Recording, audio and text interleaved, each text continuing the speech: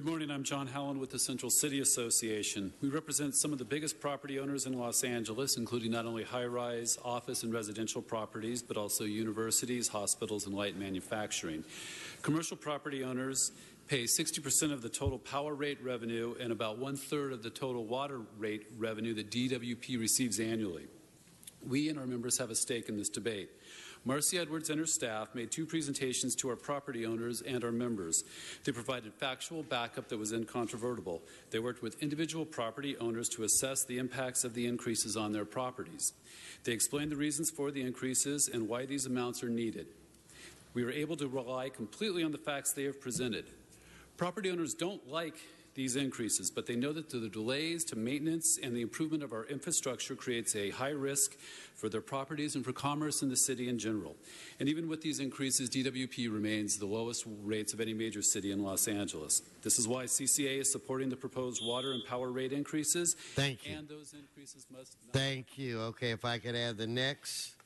So I have Adam, Elizabeth, Harley, and then Sean Murphy. Yes, sir.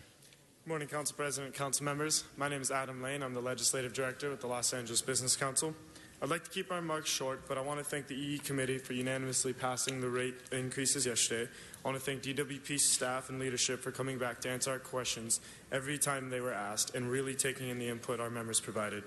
As we look towards the future of Los Angeles, we see resiliency and power in our water supply and expanding renewable and energy efficiency programs. By expanding our renewable portfolio, we'll continue to be a statewide and nationwide leader of programs that not only reduce our emissions, but also create economic development. This economic development is not only beneficial to the city and the utility, but LADWP's solar programs utilize locally made materials, promote local businesses and building owners, and create good local jobs. And the expansion of these programs under the increase will only go to further these benefits for Angelenos. On behalf of the LABC, I'd like to thank you for your time, and we respectfully request your support. Thank you. Thank you. So if I can get again Ms. Hawley, Mr. Murphy, and Mr. Walsh. Yes, ma'am. Good morning. Thank you for your time today. My name is Elizabeth Hawley, and I'm a Legislative Affairs Manager at the Valley Industry and Commerce Association, or VICA. VICA represents businesses across Los Angeles County, including many within the jurisdiction of LADWP. LADWP has held a transparent and fair engagement process with the business community. After several presentations and meetings, VICA members were satisfied that the proposed increase is necessary and well thought through with clear accountability. The City of Los Angeles needs significant investments in utility infrastructure. Its aging water pipes and power lines pose significant concerns for residents and businesses. Increased funding from the new rate ordinances will provide the necessary tools for the department to improve failing infrastructure and meet long-term sustainable energy goals. Local residents and business owners rely on LADWP to provide safe, efficient, and reliable utilities. This rate proposal balances those needs and protects the city's long-term economic success. On behalf of over 400 businesses, VICA urges your support on this important proposal. Thank you. Thank you. So if I could have Mr. Murphy, Mr. Walsh, and Mr. Previn. Good morning, Mr. President. We need to find another way to not raise the DWP rates. For those who don't work no more than 3 days a week, you cannot raise the DWP bills, and I'm against it. Okay. Mr. Walsh, Mr. Previn, and Mr. Hunt. John Walsh at HollywoodHighlands.org. DWP, take a hike and stuff your rate hike where it belongs, up your butt. We're tired of this rate hike. While UCLA drowns in water, your pipes are falling apart. We've had it. And remember who's really running things here, Mayor Garcetti.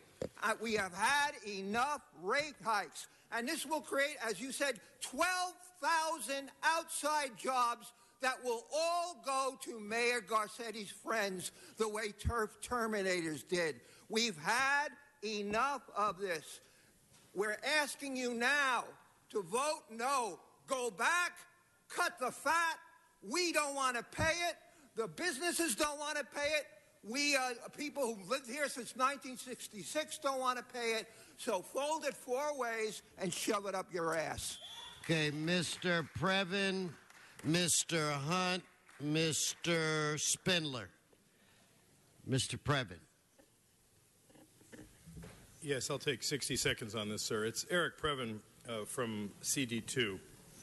Appreciate the presentations from the various DWP officials today, and they've obviously done a lot of effort on the Road and Pony Show to get this approved. I think it's impressive that they have the businesses in the boat.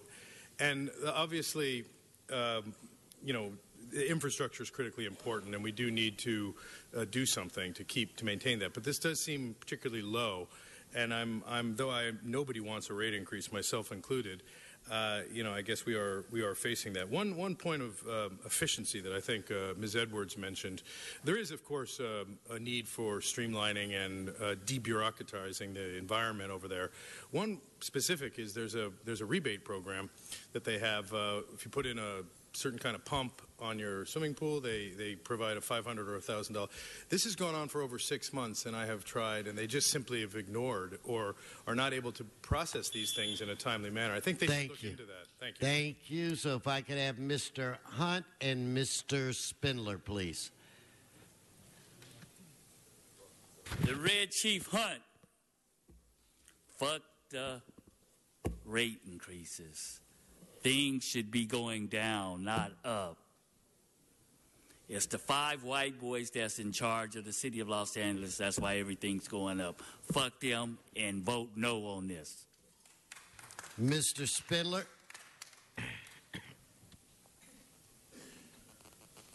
This is what happens when a city is destroyed. Rate hikes when gas prices are down. Generation fees are down. Up in Southern California, Edison, at my ranch that these people burnt fucking down, my electrical rates go down. But not here in this place. It always goes up, up, up. And we're fucking tired of these rate fucking hikes. It's got to stop. This corruption's got to stop. What about the lawsuits on the transfers? It violates Prop 218. They lose, which they will. $718 million has to go back to the ratepayers. You don't listen to people. The judges will listen to you.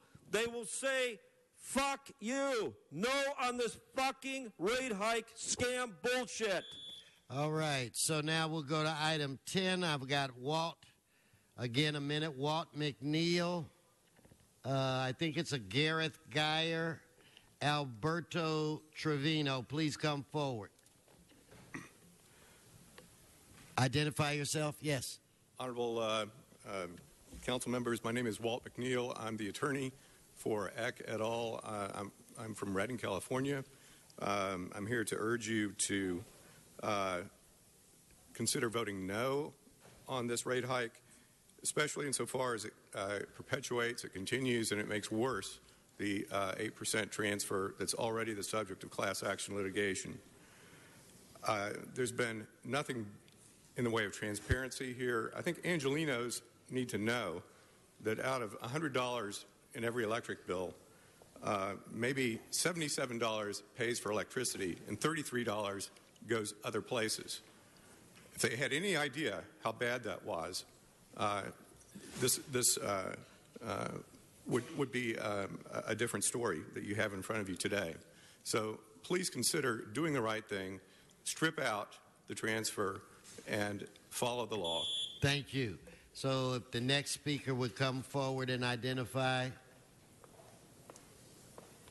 And if I haven't called your name, you shouldn't be in line yet. Yes, go ahead. Good day. Alberto Trevino, born and raised in L.A., business owner and property owner. I urge the City Council to vote no on this rate increase. The Department of Water and Power wants to substantially increase rates and electricity rates by 1, new tiers and smaller allotments, new debt and revenue decoupling, and driving up rates in consequence and conservation to maintain ever-growing target revenue, a blank check bridge to nowhere. According to the DWP mailer, for the multifamily water rates, for Tier 1 will increase 19% and Tier 2, 45%. Taking my 10-year history into account, we're looking at for Tier 1, 154% increase, and Tier 2, 324%. We can do better than this. And going to Councilmember Fuentes, let's take an action. We can take an action. Let's get out of the Stone Age and into the driverless car of the future today, and that's how. How? One, automated smart water meters. Thank you. Thank Direct you, sir. renter billing. Thank you. Thank you. Your time is expired. Thank you, sir. So if I could have now, it's either a Miss or Mr. Geyer, Patricia McAllister, and Ruben Gonzalez. Please come forward and identify yourself. Good morning. I'm Johanna Dyer with the Natural Resources Defense Council, which is a nonprofit environmental organization representing over 2.4 million members and activists. First and foremost, we support LADWP's proposed power rates. The rate increase helps to fund power system improvements that customers themselves are demanding, including clean energy and energy efficiency, which we urge you to support as well. We strongly support several key aspects of the DWP water rate proposals, including the establishment of a 4-tier rate structure for single-dwelling customers to more effectively apportion the costs incurred by the water system to meet peak outdoor water use. DWP is committed to examining the issue of the tier allocations and how they can better promote conservation during the mid-rate review period, and we encourage the Council to also support making this change.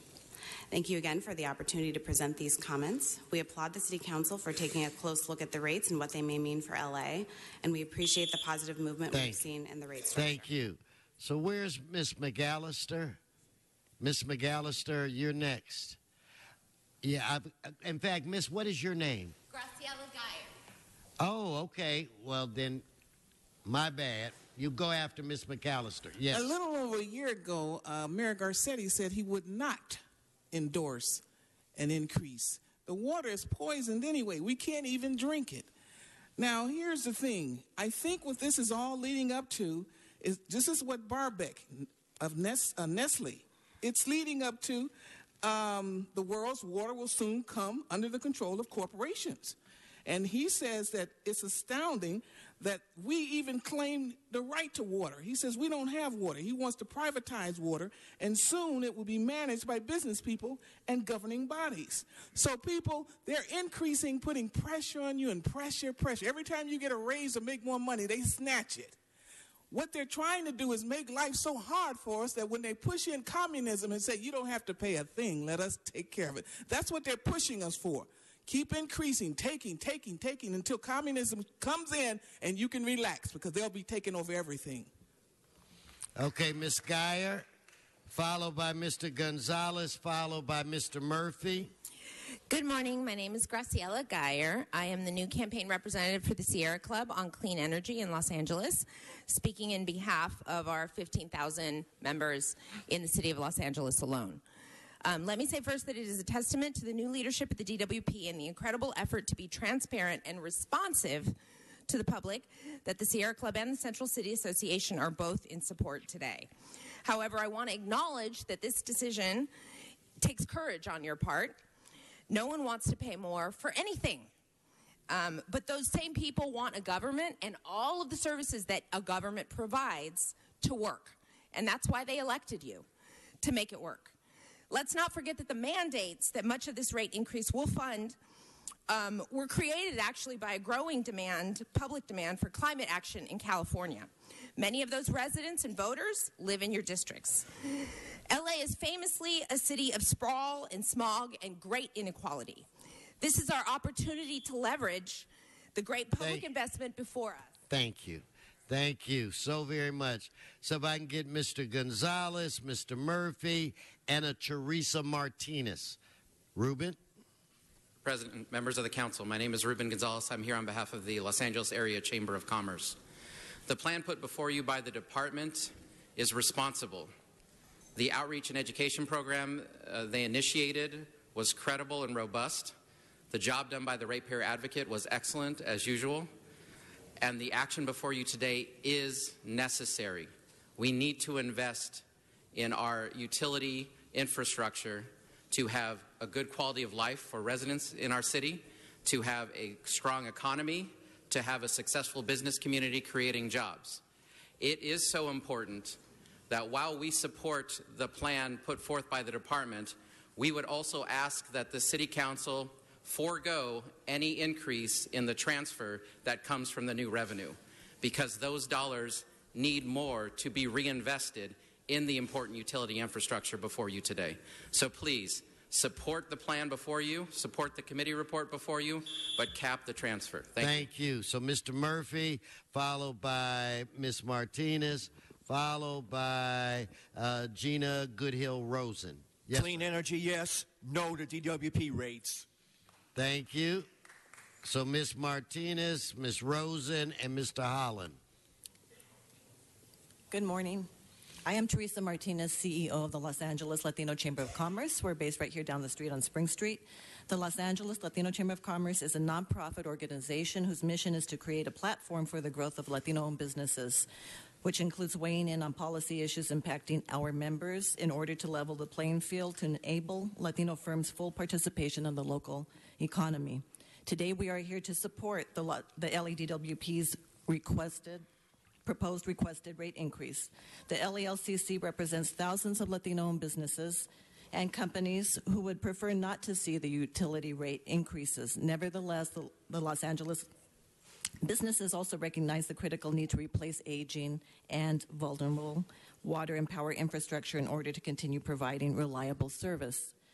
Our members are aware of the need to protect the city from the effects of a sustained drought and ensure DWP can meet various regulatory and environmental mandates. Thank you so much. No, thank you. So, again, Ms. Rosen, and if I can get John Holland on item 10. Oh, John is fine. All right. Yes. Thank you for taking public comments today. My name is Gina Goodhill-Rosen with Solar City. We're the leading provider of residential solar with hundreds of employees in Los Angeles and thousands of customers in LADWP territory. While there are several aspects of the proposed rate design with which we have serious reservations, overall we support LADWP's proposed power rate increase and commend the LADWP staff for their efforts to design a thoughtful rate that incorporates community feedback and helps meet citywide goals. The proposed rate will send a clear price signal that encourages energy efficiency and investment in distributed energy resources and discourages wasteful energy spending. The proposed rate includes what's effectively a tiered demand charge, designed so that customers can reduce the fixed charge by reducing their usage. This sends a clear signal that the less customers use, the less they pay. I also want to commend DWP for their efforts to work on this rate through open communication and transparency. We thank DWP staff for their hard work to design this rate. Thank you. Okay. Thank you. Okay. To the Madam Clerk and the City Attorney, that concludes public comment on these two items. Madam Clerk, you wanted to make a statement? Yes, sir. In accordance with the requirements of Proposition 218, notice of the proposed water charges was provided by mail. 2,254 written protests were received by the city. This does not constitute a majority protest. Thank you.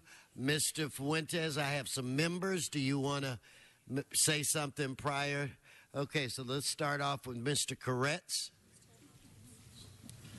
Thank you, Mr. President. First of all, Marcy, I want to commend you and your team for doing such an amazing job on a transparent effort on this rate case, and a thorough one as well. I also want to commend Mel and his colleagues. I want to commend Chairman Fuentes and the committee.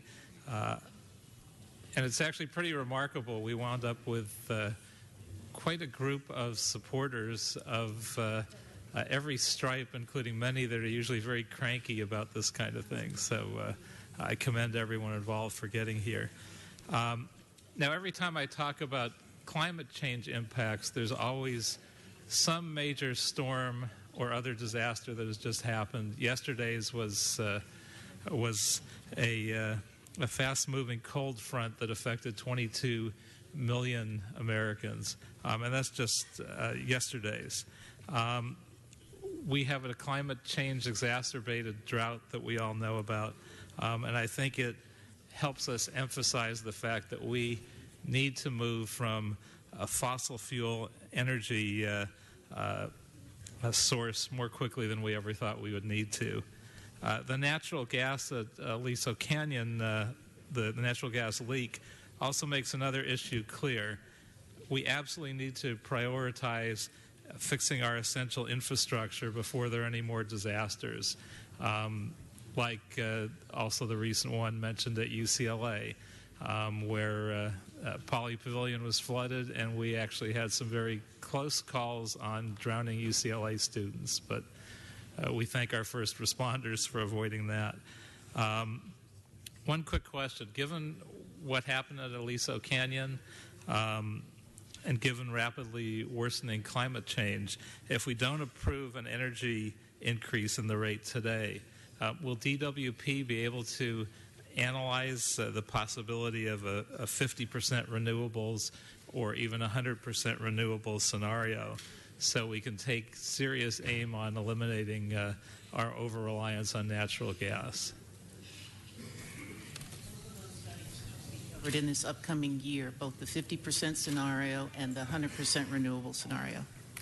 Can you do it without this kind of funding? I think that's what the study's intended to show, is what are the costs of that conversion. Okay. Well, just one other point. Nobody likes to raise rates, and I think people forget council members pay them too, and we pay the increases. We also stand for re-election and have to defend the rate increases. But perhaps the most important takeaway is that if folks participate in our water and power conservation efforts and incentives, even as the rates go up, your monthly bills can actually go down. And so I certainly would encourage people to do that. I have no reservations about supporting these rate increases, and I strongly ask all my colleagues to approve them. Thank you, Mr. Koretz. Mr. O'Farrell. Thank you, Mr. President. I'm going to ask a question, and then I'm going to have some comments. And Ms. Edwards, you're very, very careful and very thoughtful with how you talk about this, and you're to be commended on that. But what I'd like to hear is for you to elaborate a little bit on the consequences of not meeting our regulatory compliance responsibilities vis-a-vis the bond rating issue, et cetera. If you could expand on that a little bit, I think that that's a very important factor when considering the rate increase proposals. Yes, sir. The probably the most stark example is there was a law passed a couple of years ago that required all seaside generating plants to move from ocean water cooling to dry cooling, no ocean water. That conversion is very expensive. It's a $2 billion endeavor. We were able at the time to negotiate a time extension to allow us time to make the conversion out to 2029. And we have a schedule established to meet it by that point, and we have the funding stream set.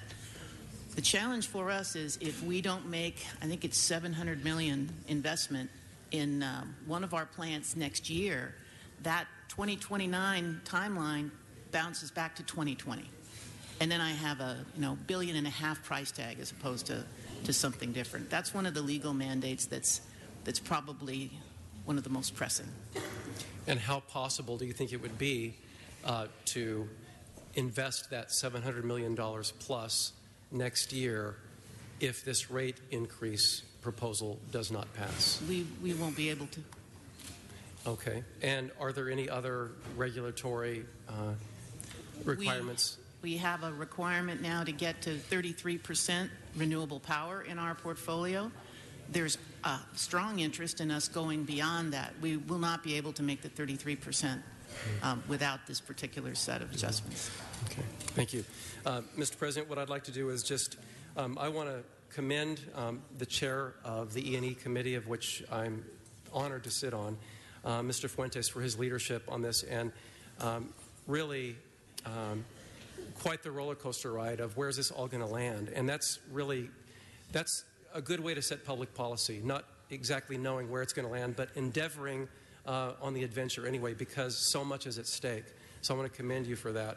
And Ms. Edwards, for your leadership, really outstanding. I think that what you've done since coming aboard, in the definition of chaos, you came aboard right then. It it couldn't have gotten crazier, and you stepped in with that as the backdrop. So I want to commend you for your leadership on, sort of landing this plane today.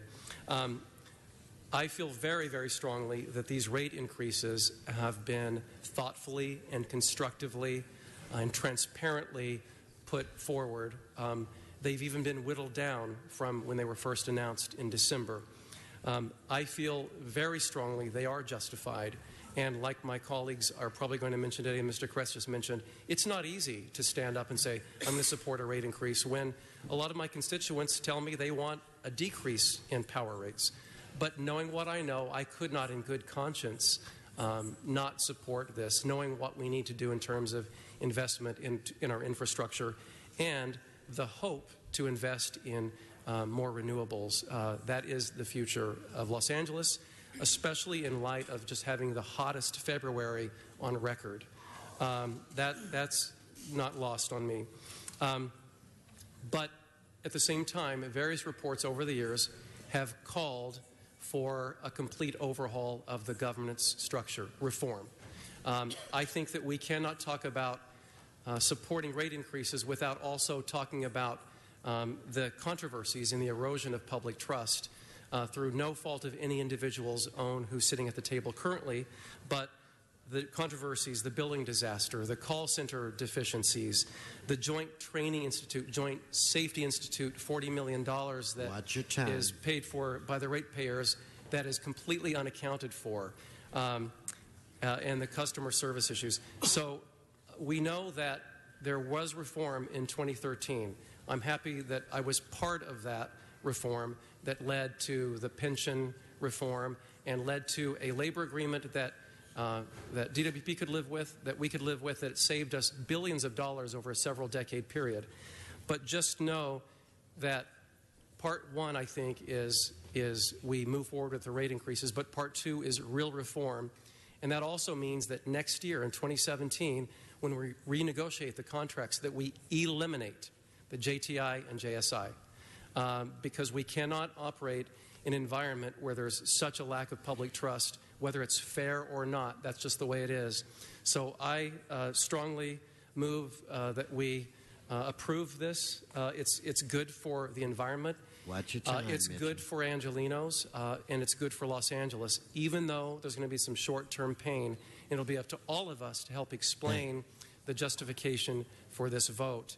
And I hope to work with you in helping to roll that out as well. Thank you. Mr. Bloomfield.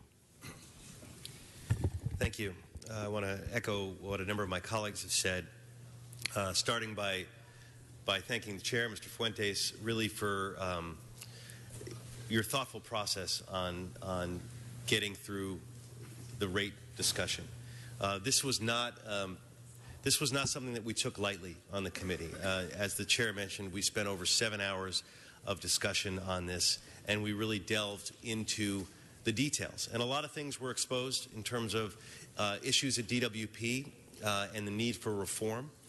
And it's hard to separate the reform issues from the rate case. And indeed, I think the rate case is informing the reform discussion, which will hopefully be on the heels of this as we move forward to ultimately get us in a positive direction.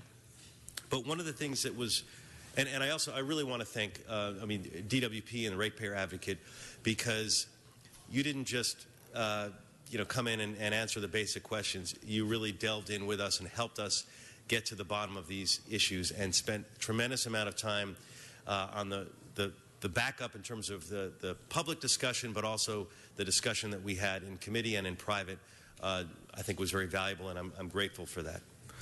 What I think it's important for folks to know on this vote is that voting no does not yield the status quo. There is no way to keep the status quo. And I know a lot of my constituents want to say, just, don't do anything, don't raise my rates, don't touch it. But as we found in this discussion, if you vote no, we're then setting ourselves on a course for regulatory failure. We're setting ourselves on a course where the cost of money is going to be higher, and that is going to cost us. So when you vote no, you are going to cost us money in different ways, if not directly in the rates right now, in the cost of reliability on our power grid, the cost of reliability in our water system, the cost of potentially paying higher rates in the future because we have to spend so much to get the basic borrowing costs. So this is not a choice where you can just have the status quo. We have to move in a direction. So for me, I mean, I think there are some good policy things that have been put in here in terms of the decoupling, the performance metrics, the benchmarking. Those are all very positive attributes that have been folded into this that are moving us in a positive direction. Also, the AC thing that we discussed, the AC tune-up, that will allow folks, particularly in my area, but all over the city, who want to see their bills lowered, to actually go after those efficiencies. And on an individual case-by-case basis, you can lower your bill by taking advantage of the programs that are out there. And DWP, by putting a major emphasis on efficiency, I think is a very forward-looking thing for us as a city to be proud of. So again, it's not something that anybody wants to do. I certainly don't like raising the rates. My constituents don't like having the rates being raised on them. But I contend, again, that there is no status quo here. Voting no is a vote that has consequences, and those consequences are real and negative. So we need to move forward. I think I'm going to urge an aye vote on this, and I hope that everyone here does as well. Thank you. Mr. Bonin. Thank you, Mr. President. Let me start by saying thank you to Mr. Fuentes for the thoroughness with which he studied this issue in committee and for allowing me the courtesy yesterday of coming to committee and being allowed to do my homework sort of live while you were doing your work. And Ms. Edwards, I want to thank you. I want to actually talk about how much I respect the way you've handled this. I really respect that when you came aboard, you put a halt on this so you could take a look at it and make sure we got it right. And I also respect that you're not asking for everything that you want because you're not sure that your agency and your utility is able to deliver it yet, and you have a path to get there. This, to me, is about our obligations and about our opportunities, our obligations to have a reliable system and to meet all the mandates we have, and the opportunities we have to continue to green our system and have a first-class power and water system. Having said that, because it doesn't get us to where we want to be completely, it doesn't get us a 100% reliable system, doesn't get us a 100% green system, I want to get a sense of how far it gets us there. So we have huge infrastructure needs, backlogs. How much of our infrastructure backlog does this get us to? And because you're on my time, please be succinct. My name is Mike Webster. I co-lead a power system. Just 3 examples. For our power poles, we have 100,000 priority poles, and this gets us about 25% into our program over this 5 years. Okay. Cross arms, we have a couple 100,000. This also gets us about 25%. And transformers, we see those on their streets, and it gets us to 33% less priority because we did a transformer replacement in 2007. What about the water side? Marty Adams for the water system. In terms of the pipelines, we currently have about 400 miles of what we rate called D and F-rated pipe. So in the next 5 years, we'll be able to replace about half of that, and then the rest of that in the following 5 years. And this will take a huge chunk out of the mountain of aging pipe that we have facing us. And as far as resources go, we'll go with our recycled water local resources in concert with LA Sanitation. We'll go from 10,000 acre-feet a year of recycled water to about 60,000 acre-feet a year, and we'll be more than doubling our stormwater capture. So the power rate revenue is going to help us invest more in local solar, according to DWP's materials. How precisely is this going to help a resident or a business who wants to go solar? Yesterday I asked, and I heard a lot about megawatts and stuff. How does this help someone who wants to go solar? Okay, so there's a couple of things that really do help. Is that the trends right now in our rates for the 3 tiers, it really helps promote solar because people can knock off those higher cost tiers, and I think that's really important. The power access charge also allows for the bundling of battery storage and solar so they can be designed as package systems so that customers can offset those charges, which I think is very, very important for us locally. And We also are developing a community solar program for our low-income customers so that they can have direct install, as well as a roofless program for those that don't have the benefit of a rooftop that they can put solar on. They can still participate like all the other customers that have roofs. Okay. Your materials say that the additional water revenue will help us reduce our reliance on imported water. And it says specifically that it will help us recycle water and capture more stormwater. I'm trying to get a sense of how much more water we will be able to recycle and how much more stormwater we'll be able to capture. Right. So our current recycled water is about 1% of our city water supply. So that'll go up by about sixfold. And a lot of that will become groundwater recharge that allow us to better use our local groundwater supplies, pumping groundwater as drinking water. And on top of that, we'll more than double our stormwater capture efforts as well. And then we'll be recovering the use of the San Fernando Valley by cleaning up the aquifer. So we'll increase recycling by sixfold? By sixfold, an increase in recycling and doubling the stormwater capture under this proposal. Okay. Thank you very much. Thank you, Mr. President. Thank you, Mr. Bonney. Mr. Price.